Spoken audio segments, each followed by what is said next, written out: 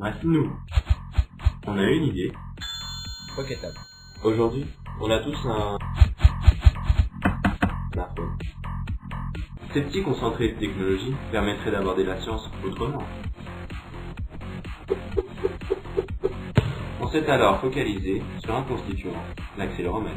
Mais qu'est-ce qu'un accéléromètre? C'est un appareil d'une centaine de micromètres qui fait partie des MEMS, les microsystèmes électromécaniques. Il permet de mesurer l'accélération que subit le téléphone sur les trois axes X, Y et Z. Pourquoi cela nous intéresse? Eh bien, déterminer l'accélération permet de nombreuses applications, comme par exemple de déterminer g, l'accélération de la pesanteur, la vitesse de déplacement du téléphone et même la fréquence de résonance d'un matériau. Alors on a fait des expériences à l'aide du smartphone et de son accéléromètre. L'iPhone est placé sur un tourne-disque dans une position connue. On utilise le logiciel Sensor Data pour faire l'acquisition des accélérations. On appuie sur Start Capture, on démarre le tourne-disque et on effectue 15 secondes d'acquisition à 33 tours par minute. Puis on arrête et on appuie sur Stop Capture.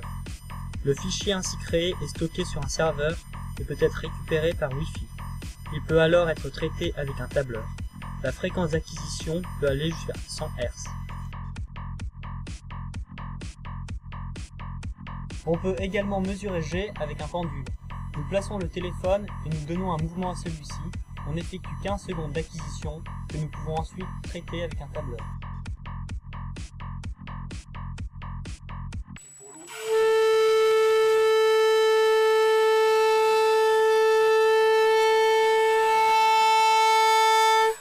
À l'aide d'un accéléromètre fixé sur un saxophone, on peut, grâce au logiciel Audacity, enregistrer puis écouter la vibration du saxophone comme s'il s'agissait d'un son. On vient d'entendre le son perçu par le micro, mais qu'en est-il de la vibration?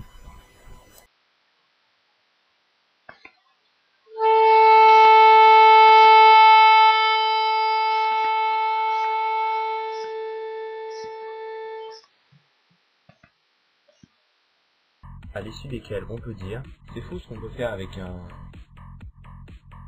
Smartphone. Bref, on a une idée.